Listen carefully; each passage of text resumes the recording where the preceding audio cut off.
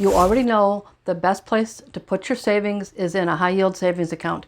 But here's the thing, if you put your money into the wrong high yield account, you might be no better off than keeping it in your current low yield account. So don't make the mistake of opening and funding a new HISA until you know the hidden requirements, the fine print, and the small frustrations that can quietly block you from getting the high interest rate you thought they were promising you. Because here's the truth. I learned this firsthand when I signed up for SoFi. That enticing high interest rate comes with conditions. Little details that can put the brakes on the rate you thought you were signing up for. Not all advertised rates are what they seem, but once you know what to look for, you can make sure your account actually works for you. So today, let's uncover the truth about high yield savings accounts before you sign up for one that's nothing more than shiny marketing, hiding an underperforming account. By now, you probably already know what a high yield savings account is, or a HISA for short. It's basically a savings account that pays you much higher interest rates compared to a regular savings account, sometimes 10 to 20 times higher than the national average.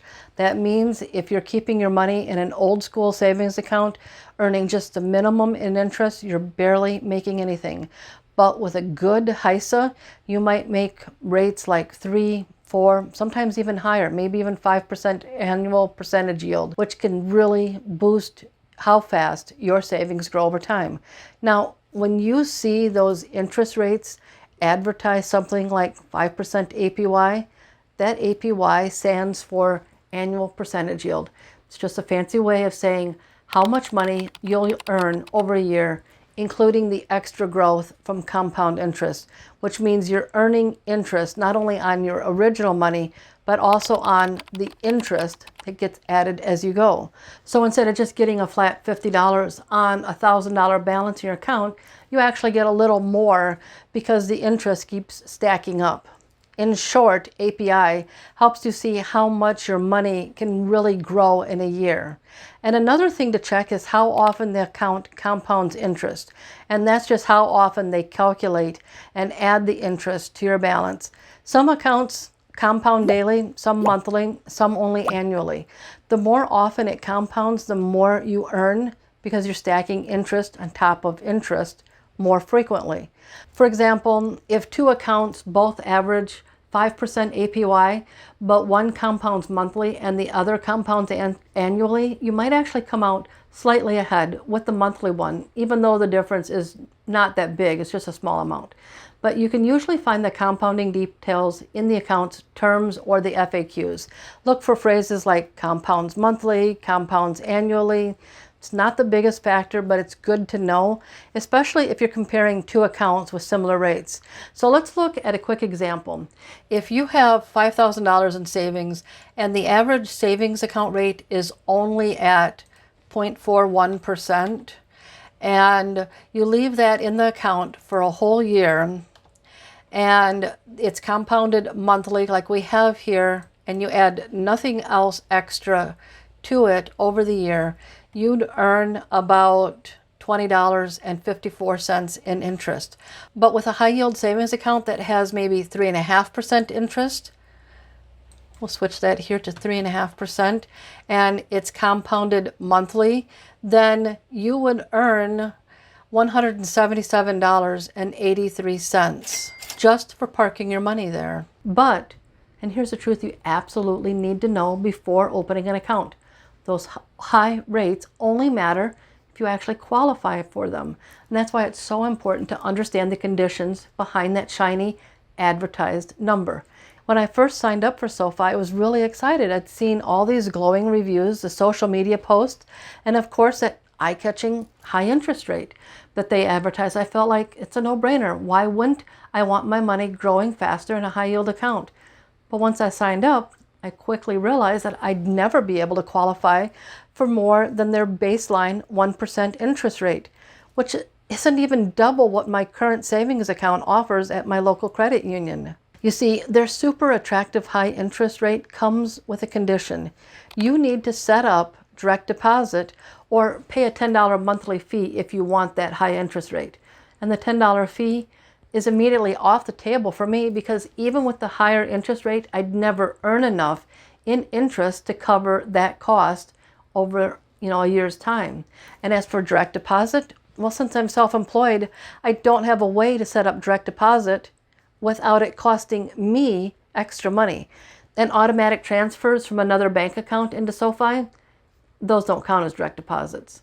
So there were other frustrations too, like moving money in or out of my account took about 3 days, whether I was pulling it in from SoFi into another bank account or pushing it the other way. None of these things were exactly hidden, but I just hadn't thought to check them beforehand. I assumed I was signing up for a simple high interest savings upgrade. So the one thing I really did like about the SoFi account was the ability to separate the money into different vaults, which made it easy to organize my savings into separate categories. But since other high yield accounts also offer this feature, it's just not enough of a reason for me to keep my account with SoFi. Honestly, I started feeling a little frustrated, not because the company was misleading, but because I realized I hadn't asked the right questions before I opened up the account.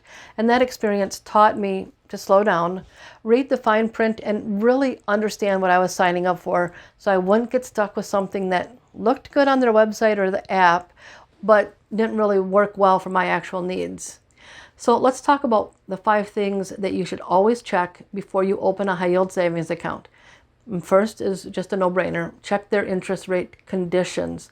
That flashy rate you see advertised, is it a long-term rate or just a teaser? Some accounts offer a temporary promotional rate that drops after a few months. Make sure you know how long you'll get the top rate and what the long-term rate will be after it drops.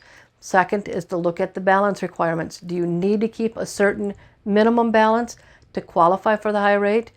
And here's the key: if you fall below that balance, some accounts will charge you a fee, not just lower your rate. So make sure you understand both the balance requirements and the consequences if you don't meet them. Third, check for direct deposit or activity requirements. Some banks, like SoFi, require direct deposits or a certain number of transactions to unlock the top rate. And if you're self-employed or transferring money manually, make sure you understand what counts and doesn't count as direct deposit. Fourth, watch for fees or restrictions. Are there monthly maintenance fees, transfer fees, or penalties if you make too many withdrawals? These can quietly eat away at the money you're earning in interest, so you want to factor them into your decision. And fifth, consider access, transfer speed, ATM options. How easily can you move money into or out of the account? Some accounts have longer transfer times, and that can be frustrating if you need quick access. Also, check if the account offers ATM access, whether there are limits on how much you can withdraw, and if they charge ATM fees, especially if you plan to use your savings account for occasional cash access. By checking these 5 things, you can make sure the account you choose actually fits your lifestyle and not just your desire for a bigger interest number. So, which account is the best one for you? Well, the best HISA for you is the one that fits your financial habits, your needs, and your goals. Not just the one with the biggest, flashiest number. For some people, getting the absolute highest interest rate matters most, and they're willing to meet all the requirements like direct deposit or minimum balances to lock it in. For others, things like easy access, fast transfers, no balance requirements, or no fees are more important, even if the rate's a little lower. Before you open a new account, take a minute to compare your top choices.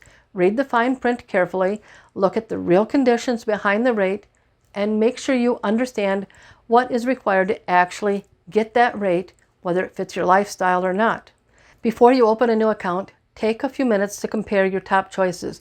Read the fine print carefully, look at the real conditions behind the rate, and make sure you understand what's required to actually get that rate and whether it fits your lifestyle. Smart saving isn't just about chasing the highest percentage. It's about building a setup that actually works for you and helps you reach your goals with as little friction as possible. Knowing where to put your money is just the first step. The real magic happens when you start building momentum and watching your savings grow. So watch this video next to learn how you can start growing your savings even faster.